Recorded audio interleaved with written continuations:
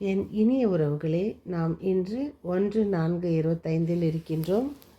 அக்கினி நெருப்பாய் இறங்கி வாரும், அபிஷேகம் தந்து வழி நடத்தும்.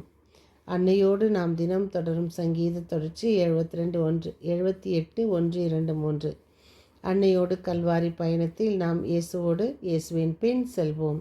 அன்னையை தொடர்ந்து இதோ இந்த நன்னாளில் இறைவன் நம்மை அதிகாலை நேரம் தட்டி எழுப்பி நமக்கு புது கிருபை தந்து அவருடைய பாதம் அமர்ந்து அவர் இறை வார்த்தையை கேட்க எழுப்பியதற்காக நமக்கு நன்றி செலுத்துவோம். இரவு முழுவதுமாக நம்மை காத்து வானத்துதர்களை நம்மை சுற்றி நிறுத்தி நம்மை எந்த தீங்குக்கும் நேரிடாமல், எந்த தீங்குக்கும் நாம் அகப்படாமல் நம்மை வாழுவதற்காகவே படைத்த இறைவன் நம்மை வாழ வைக்க எழுப்பியதற்காக நமக்கு நன்றி செலுத்துவோம். எத்தனையோ நம் தேவைகளை, எத்தனையோ நம் விருப்பங்களை இறைவனிடம் நாம் தினம் எடுத்து சொல்வோம். ஆனால் இறைவனை புகழ மறப்போம். இதோ இந்த மாத தொடக்கத்தில் இறைவனை புகழ்வோம். இந்த மாதம் முழுவதையுமே இறைவனுக்கு ஒப்பு கொடுக்கவும் நம்மை நாம் பலப்படுத்துவோம். இறைவன் நம்மை இந்த மாதத்தின் தொடக்கத்தில் எந்த ஒரு ஆபத்துமின்றி கண்ணின் இமை போல நம்மை காத்து நம்மை தட்டி எழுப்பி நம்மை இந்த வார்த்தையை கேட்க செய்தமைக்காக இறைவனுக்கு நன்றி செலுத்துவோம். இன்றைய வாசகம் எசேக்கியேல் 47:1-12. இன்றைய தூய நற்செய்தி வாசகம் யோவான் 5:1-3, 5:16. தவக்கால இறை வழிபாட்டின் மறை நிகழ்வுகள் நம்மை பாஸ்கா மறைப்பொருளை கொண்டாடுவதற்கு தயார் செய்கின்றன. இயேசு எதிர்கொண்ட பாடுகள், மரணம் என்ற நிகழ்வுகள் திடீரென்று வந்துவிடவில்லை.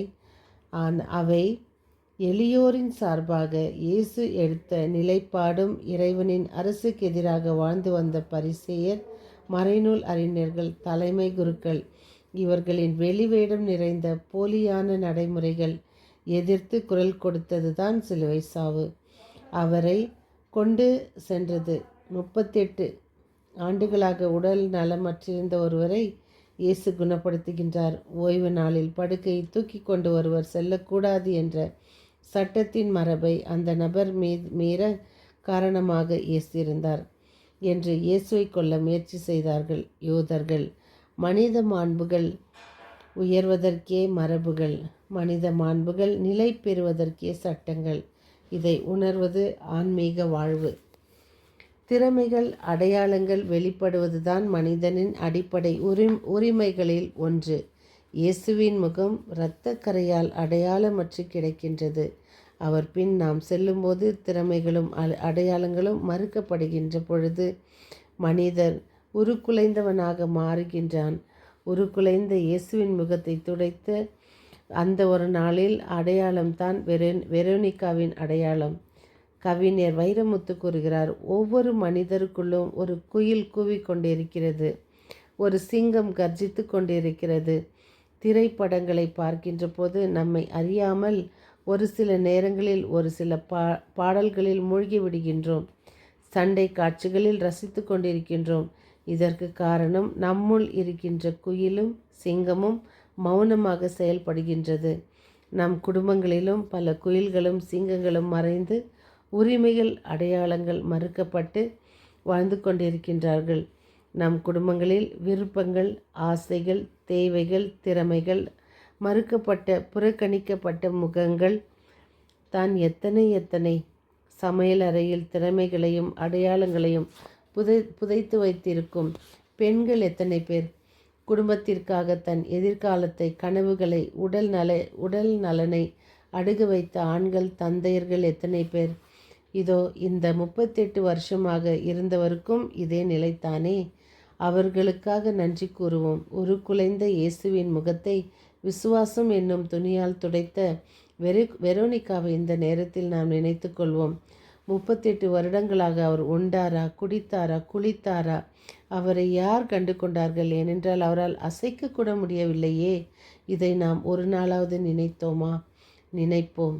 ஒரு சில நேரங்களில் அவநம்பிக்கை, பில்லி சூன்யம் ஆகிய செயல்களால் இயேசுவின் முகத்தை அவமதிக்கின்றோம்.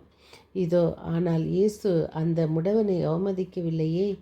திறமைகளையும் அடையாளங்களையும் புதைத்து வைத்திருக்கும் பெண்கள் எத்தனையோ பேர் குடும்பத்திற்காக தன் எதிர்காலத்தை, கனவுகளை, உடல் நலனை அடகு வைத்த ஆண்கள், தந்தைமார்கள் எத்தனை பேர்! பிள்ளைகளுக்காக ஆசைகளை துறந்து துறவிகளாக வாழும் பெற்றோர்களை நினைத்து பார்ப்போம். பெற்றோர்களுக்காகவும் அவர்களின் உடல் நலனுக்காகவும் நல்ல வேலை, சம்பளத்தை தியாகம் செய்யும் பிள்ளைகளை நினைத்து பார்ப்போம். தம் திறமைகளை அங்கீகரித்த, தம் அடையாளங்களை உறுதி செய்த தம் குடும்ப உறுப்பினர்களுக்கு நன்றி கூறுவோம். உருக்குலைந்த இயேசுவின் முகத்தில் விசுவாசம் என்னும் துணியால் துடைத்த அந்த பெண்ணை நினைவு கூர்வோம். இதோ அந்த முடவனையும் இயேசு நினைவு கூறும் பொழுது நாம் அதை நினைவு கூறுவோம். அன்பின் இறைவா, இதோ எங்களை எழுப்பி எங்களுக்கு இந்த வசனத்தை தந்தமைக்காக உமக்கு நன்றி. நாங்களும் அதே போல் மற்றவருக்கு உதவி செய்ய எங்களுக்கு நல்ல பலனையும் வரத்தையும் தாரும். இதோ பரீட்சை எழுதும் மாணவ மணிகளுக்காக விசேஷமாக ஜெபிப்போம். அவர்களை ஆசீர்வதியும். தேவையில் உழல்வோரை ஆசீர்வதியும். நோயில் வாடுவோரை ஆசீர்வதியும். மீண்டும் சந்திக்கும் வரை உங்கள் அன்பு தோழி.